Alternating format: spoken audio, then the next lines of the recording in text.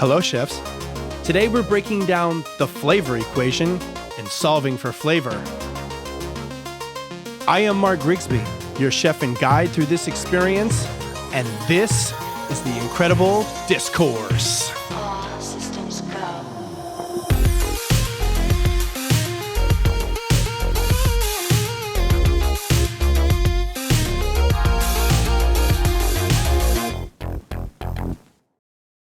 Welcome to the show, episode 28, the fourth episode of our brand new season 2.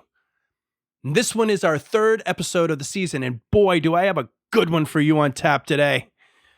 But before we get into all of that, I just want to ask if you have all visited the website and checked out the new merchandise for the show.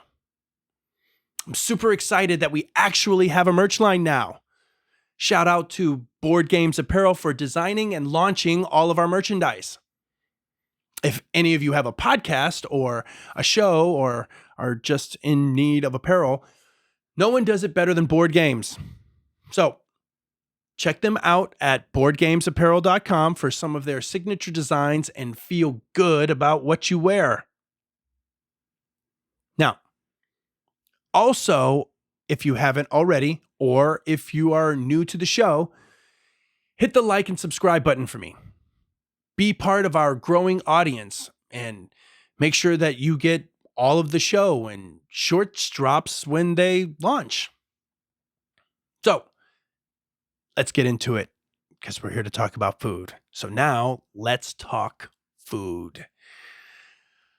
Flavor isn't magic. It isn't luck. And it sure as hell isn't some mythical chef instinct people love to romanticize. Flavor is mechanics. Real, tangible, repeatable mechanics. It's the collision of taste, aroma, temperature, texture, memory, and emotion. It's the way a crisp shallot can wake up a creamy sauce, or how one squeeze of a lemon can pull an entire plate into focus. Most people think flavor is just salt or seasoning, but the truth is flavor is harmony. It's engineered. For home cooks, this is why your food sometimes feels almost there, but not quite. You're hitting ingredients, but you're missing the balance. You're seasoning, but you're not contrasting. You're cooking, but you're not building. And once you learn how flavor actually works, you can stop guessing and start creating dishes that make sense. And for my pros, you already know this game. You live in layers of fat, acid, crunch, heat, aroma, and finish. But when service is flying and the board is full, the chef who understands the equation is the one who stays consistent, the one who can teach it, the one who can scale it, the one that separates cooks from craftsmen. And in today's episode, we're breaking down the flavor equation piece by piece, the science, the psychology, and the real-world applications in both home kitchens and professional ones. By the end, you'll understand exactly why some dishes fall flat and others sing. Once you understand balance, you can make any dish speak fluently. So now that we've ripped the bandage off and admitted that flavor isn't fairy dust, let's get into the real work. Because once you understand the mechanics, everything else in cooking starts lining up. The panic goes down, the confidence goes up, and suddenly you're not following recipes anymore. You're making decisions, and you're understanding why something tastes good, why something feels off, and how to fix it without pulling out your phone and fucking Googling everything. That's the real freedom in the kitchen, right? Because flavor, at its core, is a system. And every chef who lasts long enough eventually figures that out. We all start the same way. We're trying to put seasoning on everything and praying it tastes good. But once you've spent enough time in the kitchen, you start to see patterns. You start solving flavor the way musicians hear key changes or artists see color theory. It's not instinct, it's repetition. It's exposure. It's being humbled 10,000 times until the truth finally sticks. And that truth is this: flavor equals taste plus aroma plus texture plus temperature plus emotion plus memory. That's the whole equation. Every dish you've ever loved fits inside it. And every dish you've fucking hated failed somewhere within it. So let's break that down. And taste is the starting point. But it's not the whole story. Taste is what people think cooking is. Sweet, salty, sour, bitter, umami. 5 signals, and that's it. Your tongue isn't as complicated as people want it to be, but those 5 basic signals set the stage for everything else. Salt wakes things up. Sour cleans things up. Sweet softens edges. Bitter deepens the room. And umami fills those gaps. Every other flavor you think you're tasting isn't happening on your tongue. It's happening in your nose. Which brings us to the real star of the show, aroma, the heavyweight champion of flavor. Here's the part that blows people's minds. 70 to 80% of flavor is aroma. Not taste, but smell. And that's why when your nose is clogged, everything tastes like fucking sadness. That's why the smell of garlic hitting oil is more powerful than the actual garlic itself. And that's why you can smell cookies from across the house and suddenly you're 8 years old again. Aroma is the brain's shortcut to memory. It's fast. It's emotional. It's blunt force sensory input. And chefs manipulate it constantly. We bloom spices, we toast nuts, we sweat aromatics, we flambe spirits, we char vegetables, we brulee sugar. All of that, it's not theatrics.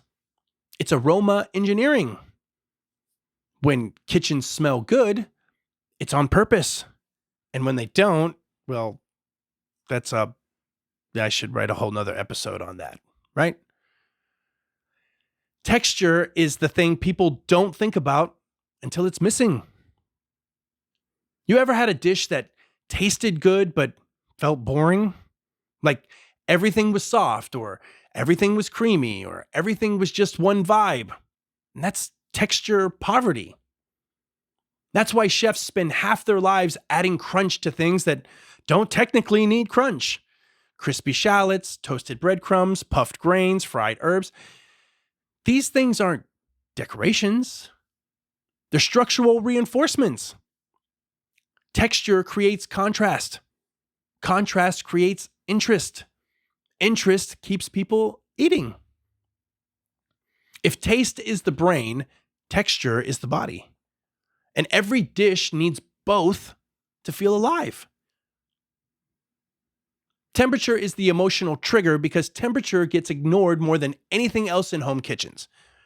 Too many people serve food that is technically cooked, but emotionally dead because it's lukewarm.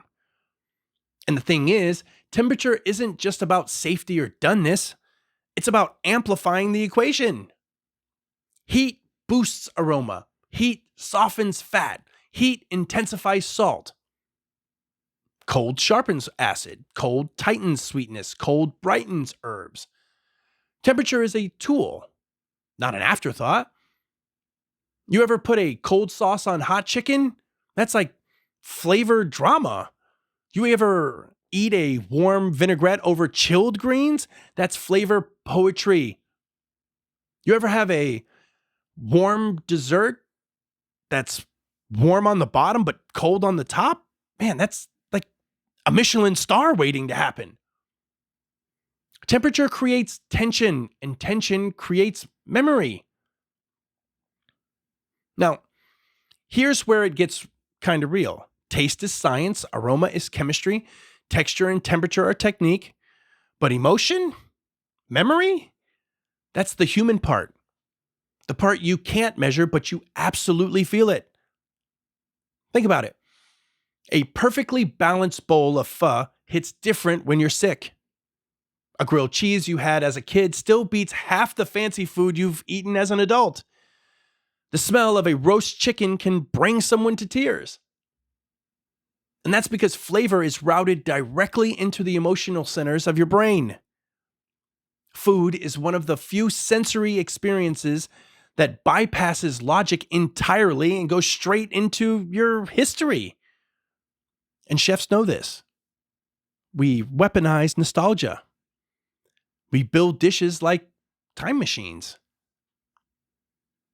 When you taste something that reminds you of home, that's intentional. You taste something that reminds you of summer, that's designed. You taste something that reminds you of nothing, but it still hits you emotionally, that's craft. Long before words like umami became mainstream, chefs in France were already building flavor systems. Stocks, reductions, sauces. These were the frameworks. Organized, predictable, repeatable. These were the first flavor equations long before science caught up. Escoffier didn't invent magic, he documented systems.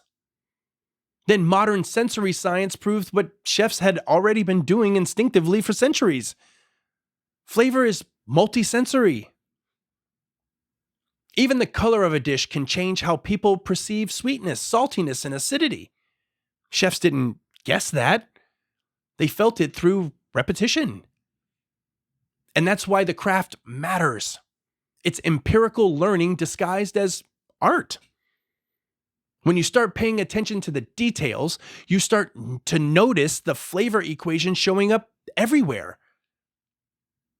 Take something as simple as crispy shallots on a curry. You're getting that salty hit right away, followed by the warm, caramelized aroma that arises before you even take a bite.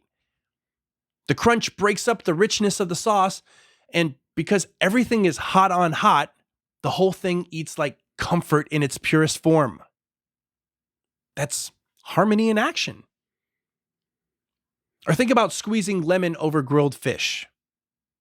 Suddenly, there's a bright, sour lift that cuts through the fat. The citrus aroma that wakes the whole dish up. The clean texture that glides across the palate. And that cold acid landing on a hot protein, creating a moment of instant clarity and balance. It's simple, but it's also designed. Even the sound of and smell of butter hitting a hot pan tells you a story, right? Let's use that as an example. Before anything browns, before anything cooks, the aroma alone pulls you into a memory. It's childhood, it's comfort, it's a promise that something good is about to happen. That's flavor working on an emotional frequency before your brain even realizes you're hungry. And there's the classic trick every chef leans on: cold acid on hot protein. That contrast, flavor, temperature, emotional tension, creates depth you couldn't achieve with seasoning alone. It's nothing fancy. It's just awareness and intention. And this is exactly why recipes fail so many people. Recipes don't teach intuition. They don't show you how to pay attention to what the dish is asking for. They tell you what to add, but never why it matters. And that why is the part that actually changes your cooking forever. Every ingredient you add has something to bring, something to bring to the equation. Salt amplifies, acid brightens, aroma deepens, texture adds interest, emotion ties it to something human. Balance pulls the whole thing together.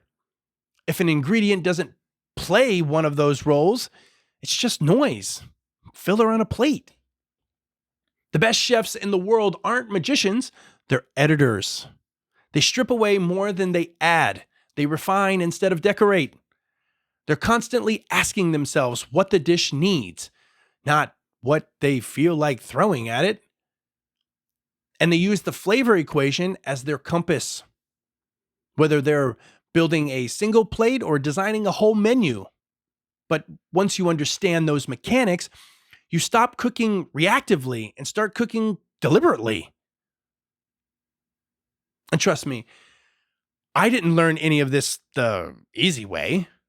I didn't have some poetic, cinematic breakthrough where everything just made sense. No. I learned it the way most chefs do, through humiliation, through chaos, through dishes that came back to the past with quiet disappointment, and through a chef who had already lived 1,000 kitchen lives before me. The moment it all snapped into focus wasn't glamorous. It was one dish, one squeeze of lemon, and one brutally honest correction that rewired the way I think about food. And that story, right there, is where the flavor equation stopped being theory and became a backbone of how I cook. When I tell that story, the lemon-wedge moment, as I like to call it, it's not because it was dramatic. It's because it was embarrassingly simple. I remember the dish clearly.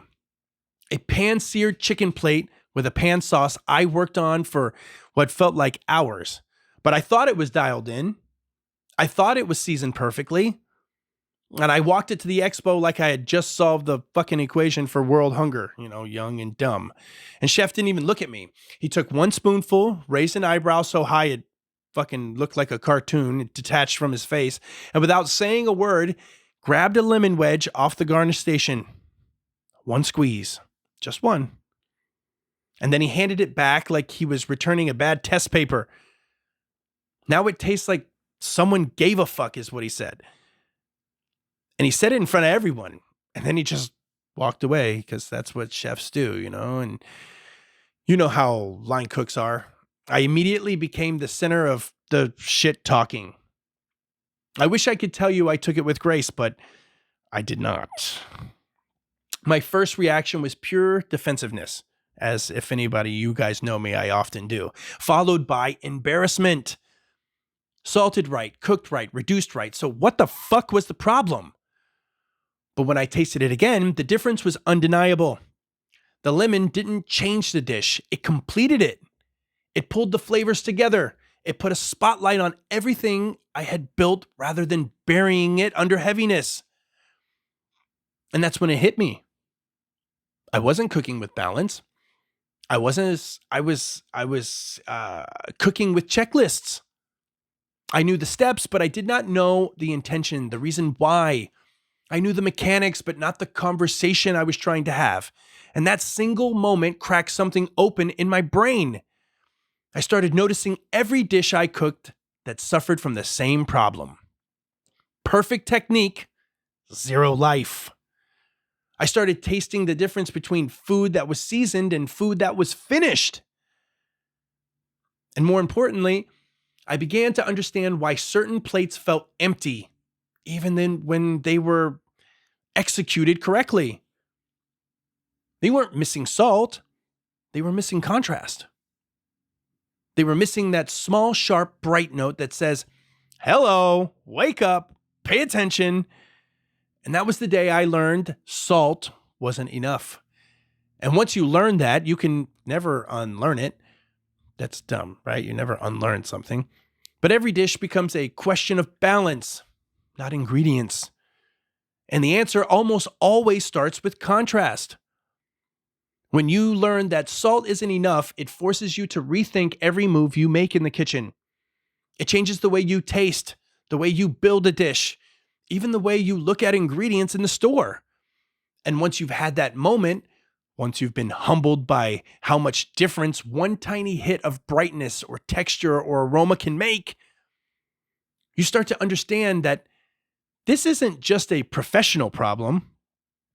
Home cooks deal with the same challenges every single day.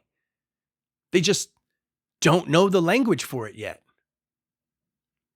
They're standing in their kitchens wondering why something tastes fine, but it doesn't taste mind-blowing amazing. Why the recipe worked, but the dish feels like it's missing something. Why restaurant food hits a different frequency even when the ingredients are simple. So let's make this practical and let's bring it home. And you know what that means. It's time for Food for Thought. the difference between fine and damn, that's good is almost never a recipe. It's awareness. And awareness can be taught.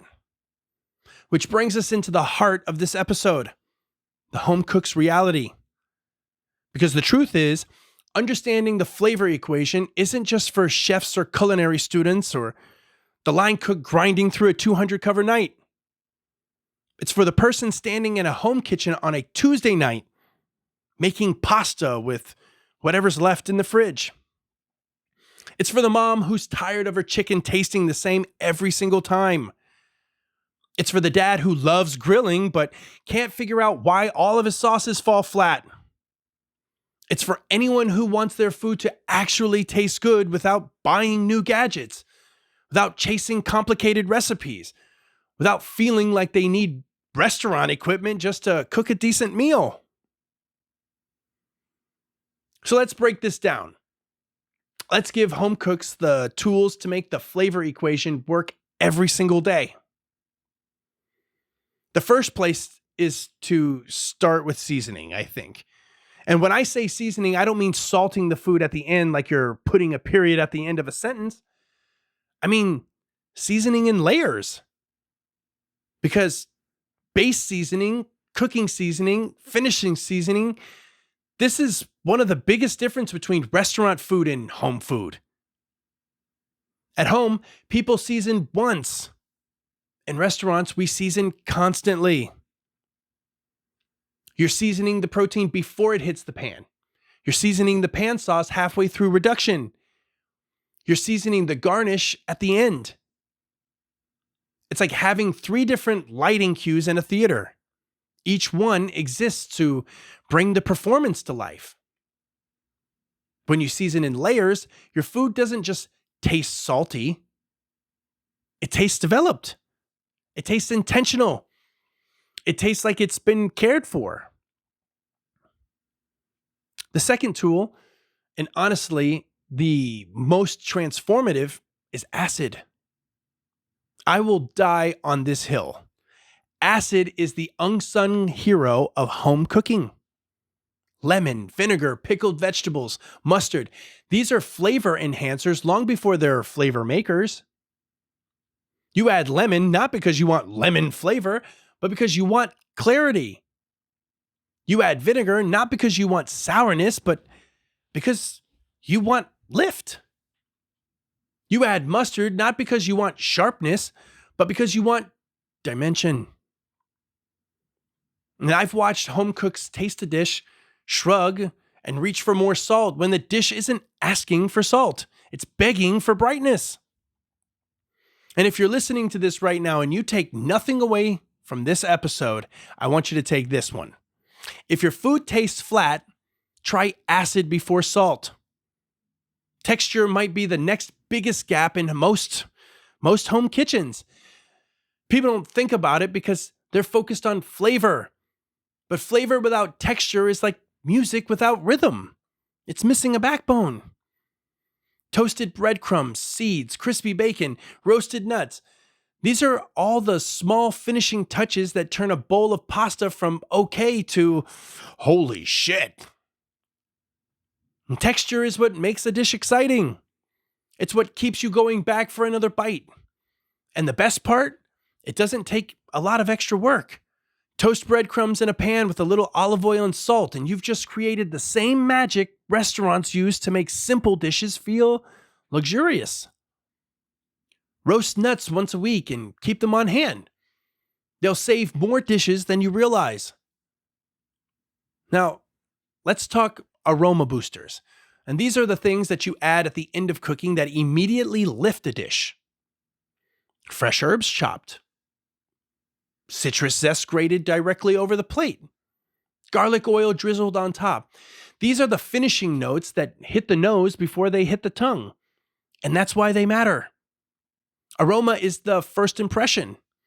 It tells the brain what to expect before the food even hits your mouth.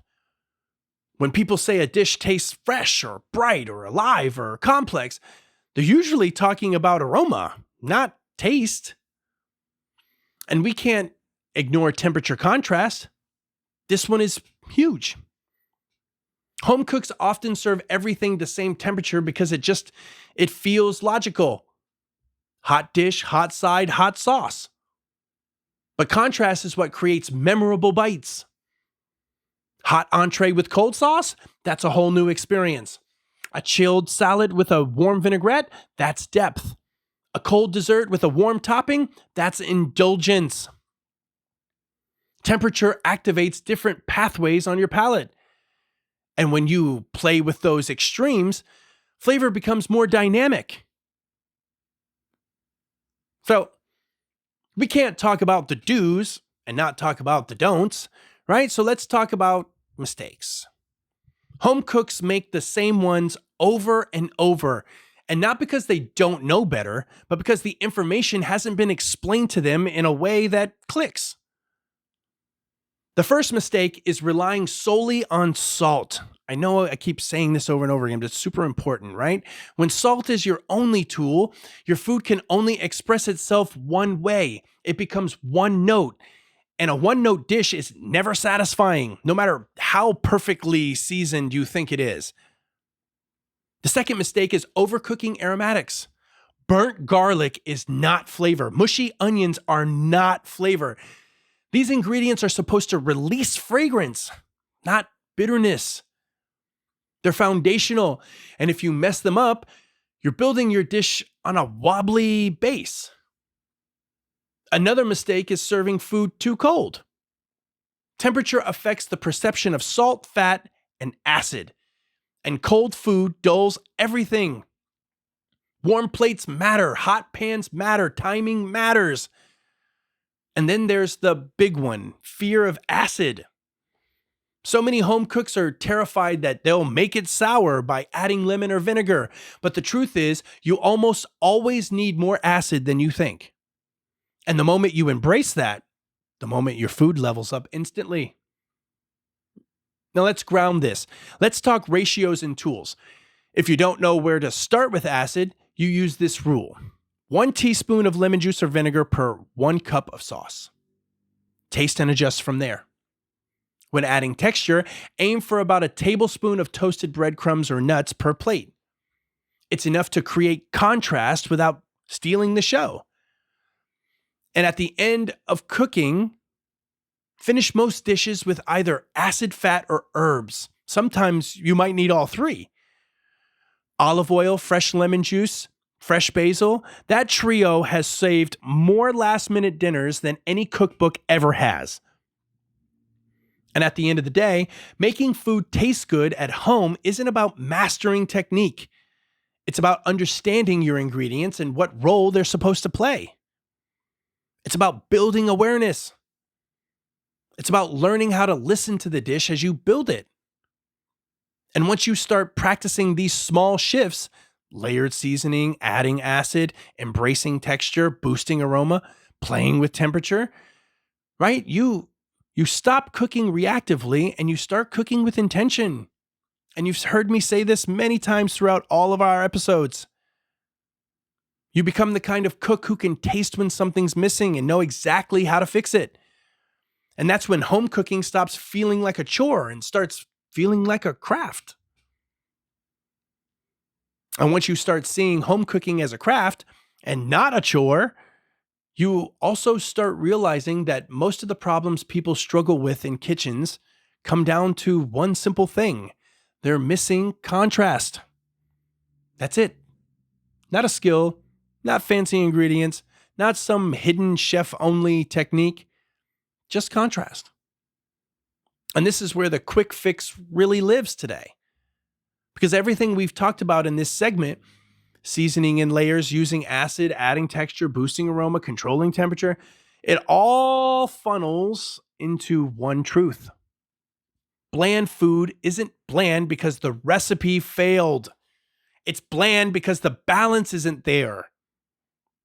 And this is where we lock this in with your quick fix of the week. Pro tips from the chef's list. So let's simplify it.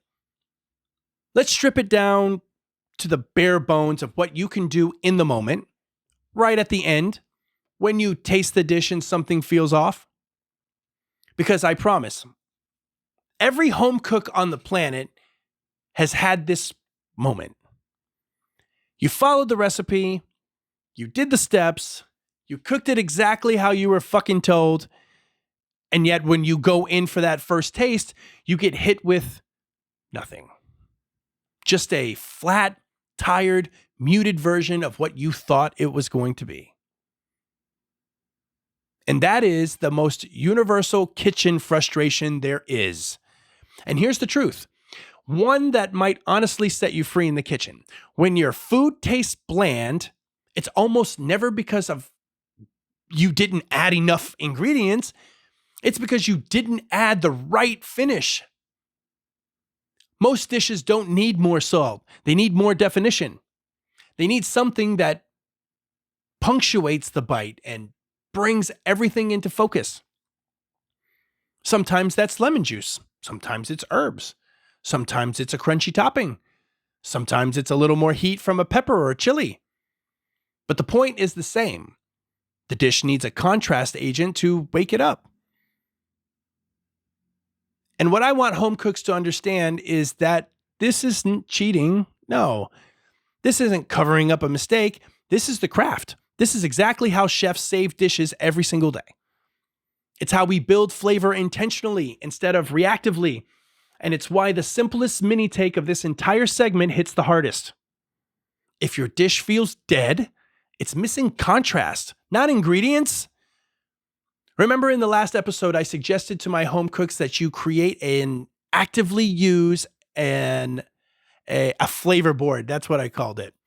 You know, the small area where you keep all the things you need to balance and brighten a dish. Things like oils, acids, textures.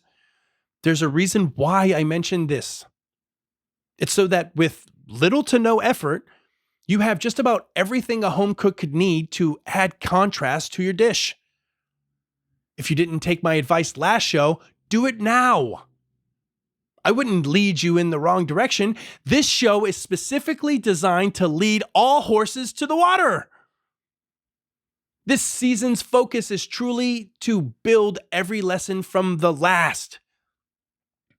There's a lot more of a bigger picture this season than in last season. It's to drill these basic fundamentals for both home cooks and pros into your heads and build a solid foundation that will not only make you better cooks and chefs, but give you the tools you need to evolve into much, much more. At a certain point, whether you're a home cook who's been practicing or a line cook who's starting to understand the deeper mechanics, you begin to realize that flavor doesn't stay a theory for long. It becomes a discipline. And nowhere is that discipline more visible, more tested, and more necessary than inside a professional kitchen. The stakes are higher.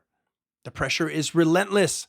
And every plate that leaves the pass has the power to either elevate the night or derail it. Seasoning, brightening, balance. Those aren't the things you do when you have time. Those are the things you do because time won't wait for you. In the pro kitchen, flavor isn't just built. It's controlled. It's shaped. It's repeated. And if you can't repeat it, it's worthless. That's the hard pivot from home cooking to professional cooking. And that's exactly what this segment is built to unpack.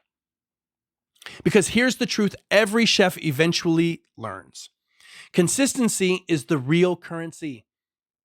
One great plate doesn't mean anything if the next three fall flat. And if the flavor equation is the foundation of good food, then control is the foundation of good kitchens. Without systems, without structure, without discipline, flavor collapses under service pressure. So let's talk about how this equation gets applied when the printer is screaming, the board is full, and the clock is moving faster than your hands ever will. The first layer of professional flavor control lives on the line. Service line application. This is where cooks earn their stripes. It starts with mapping flavors. Every dish has a base note, a mid note, and a top note. And if you don't understand which ingredients fall into which category, you'll never build balance under speed. Your base notes are fat and umami, the backbone of depth. Your mid notes are aromatics, garlic, shallots, ginger, spices, bringing complexity and structure. Your top notes are the acid, the herbs, the fresh finishes, the bright, expressive elements that make the dish feel alive. If a plate tastes dull on the line, 9 times out of 10, it's because one of the areas is underdeveloped or collapsing under heat. Then you've got temperature management. Every sauce has a temperature where it sings and temperature where it dies. Hold a sauce too hot, the fat breaks, the flavor dulls, the acid fades, the aromatics flatten. Hold it too cold, the salt feels aggressive, the fat seizes, and the texture grows tight. Professional cooks learn these temperatures, sweet spots, the same way musicians learn tempo. It becomes instinctive, but only because it's trained, drilled, repeated, and corrected all in real time. Reduction and emulsification are another huge part of this equation. Reduction builds depth. Emulsions build mouthfeel, and both require control. Reduce too far and you lose balance. Don't reduce enough and you lose intention. Break an emulsion during service and you're not just ruining the sauce, you're compromising the integrity of the entire station. That's why pros constantly adjust heat, seasoning, and acidity. It's a dance. And the cooks who learn that dance early become the ones chefs can trust when the restaurant is packed and the pressure is high. But all of that control on the line depends on what happens before service even starts. And that brings us into prep and systems, the true backbone of any professional kitchen. If you don't batch aromatics daily, you're already behind. Onions, garlic, ginger, lemongrass. These ingredients lose potency by the hour. A prep cook's job isn't to just chop, it's to preserve freshness. And consistency in those aromatics is what gives dishes their signature identity day after day. Pre-toasting nuts and seeds daily? That's not extra credit, it's necessity. Toasted elements lose their edge over time. And stale crunch is worse than no crunch at all. Keeping acid components separate until pickup, that's precision.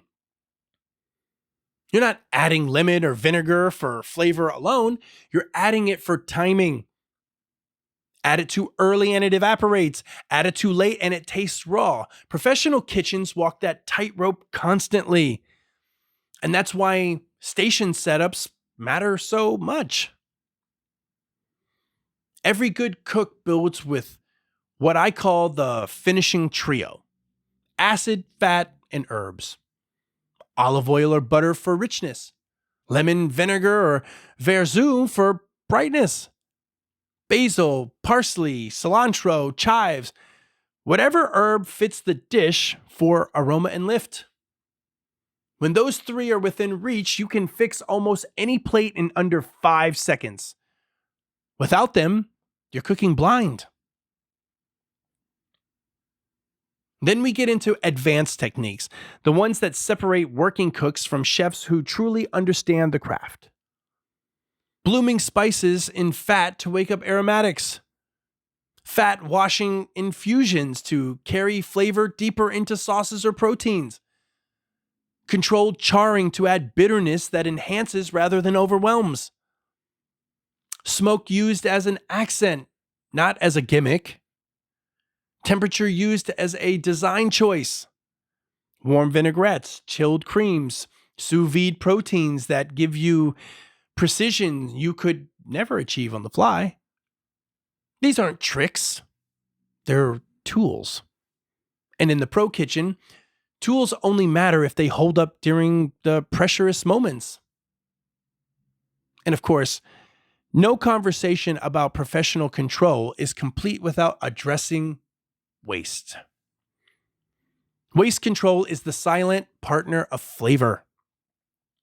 A kitchen that wastes ingredients is a kitchen that wastes possibilities. Herb stems become aromatic oils, citrus peels become zests and infused salts. Stale bread becomes crumbs, croutons, or ground panko. A cook who throws these things away is a cook who doesn't understand value, culinary or financial. And we talk about this just about every episode, waste control. A cook who does understand it becomes indispensable. All of this, every single piece, leads into the mindset that makes professionals professionals. The understanding that flavor isn't an accident. It's the result of preparation, discipline, awareness, and repetition. Home cooks use the flavor equation to make better food. Professional cooks use it to create consistency, build reliability, and teach others. Because at the end of the day, chefs aren't judged on their best plates. They're judged on their most repeated plates. The ones that go out hundreds of times a week without slipping. If segment 2 was about empowering home cooks to create balance, segment 3 is about showing pros how to protect it. Because once you're standing on the line, the heat on your back and tickets fucking stacking up, flavor becomes a reflection of who you are under pressure. Do you crumble? Do you rush? Do you forget the fundamentals? Do you panic and overseason? Or do you trust the fucking system, trust your prep, trust your training, and execute with clarity? And that's the difference between someone who cooks and someone who leads. And that's what mastering the flavor equation in a professional kitchen is really about. Control, consistency, and systems that don't break when everything else around you does.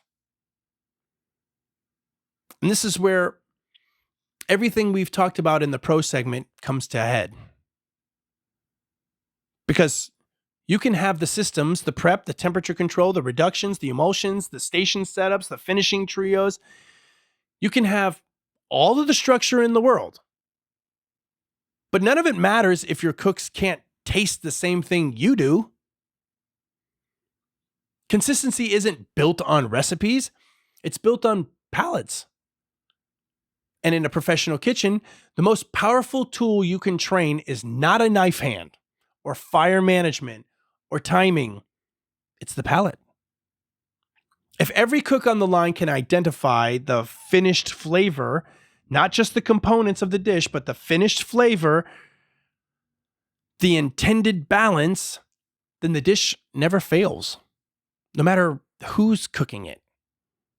When everyone tastes the same destination, the road becomes predictable. And this is why chefs taste constantly during service, not because we don't trust our cooks, but because we're calibrating. Little by little, we're aligning the room. We're making sure every plate that leaves the pass is speaking the same language. And when you train a line to understand that language, you stop babysitting and you start leading. You stop explaining and you start refining. The kitchen becomes tighter, cleaner, sharper. The noise goes down. The clarity goes up. And the food reflects that discipline. So today's pro tip for pros is train your palates, taste food, recognize that destination and not the components of the dish.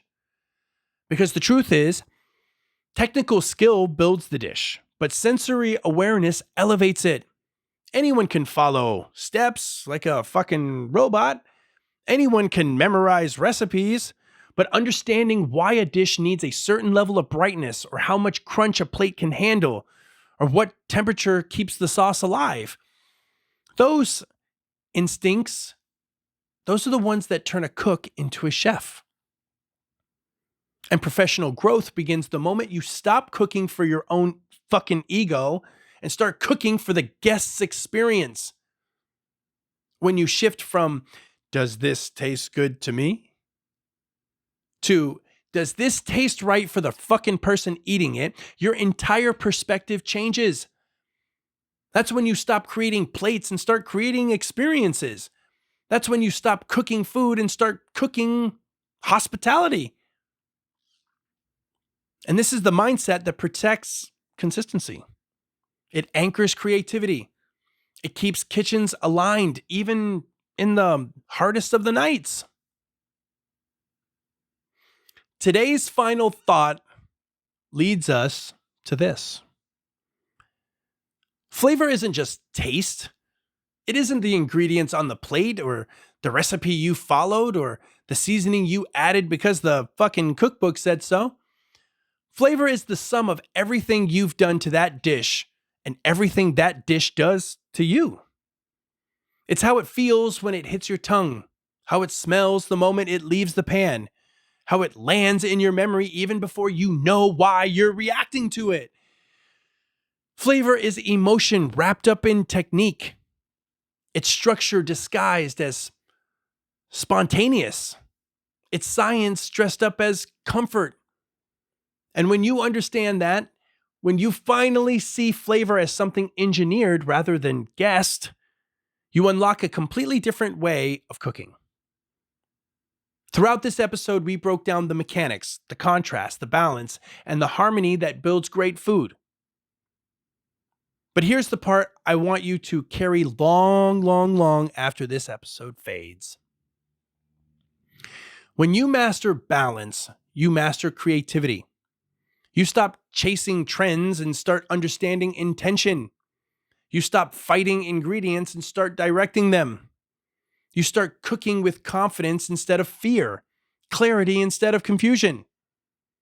That's the moment flavor stops being a mystery and becomes a language, your language, a way to communicate care, precision, joy, memory, craft, a way to speak without ever saying a word.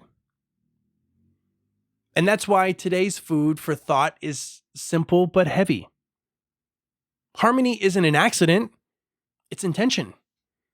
It's the deliberate choice to build contrast instead of chaos. It's the decision to taste as you go, to balance instead of drown, to finish instead of abandon. Harmony is the difference between a dish that fills you and a dish that moves you. Between food cooked for sustenance and food cooked for the soul. Every great chef, every great home cook, every great plate, somewhere in the middle of all of that, you'll find intention. As we wrap up this chapter of season 2, I want you to step back and recognize the bigger picture we're building here. Every lesson this season stacks to the last, right? Every episode isn't just content, it's foundation, it's training, it's sharpening the blades so that by the end of this season, you aren't just someone who cooks, you're someone who understands cooking. Someone who thinks like a chef, even if you're in a studio apartment kitchen. Someone who understands flavor at the level where creativity becomes something that you can actually control, not something you hope will just fucking sprinkle in and magically show up. So, speaking of depth, right? Next time, we're stepping even further into the heart of flavor. We're talking about the one element people recognize but rarely understand. The backbone behind broth, the soul of slow cooking, the quiet force behind some of the greatest dishes on earth, titled umami, the fifth element. This is the one that ties the entire flavor equation together. If today was about balance and intention, next week is going to be about dimensionality. The richness, the savoriness, the depth that makes food feel whole. And to go along with it, make sure you download this week's resource, Flavor Systems Blueprint. That's what it's called. It's how pros build depth and dimension. It's the companion to this episode and the key to making next week click even harder.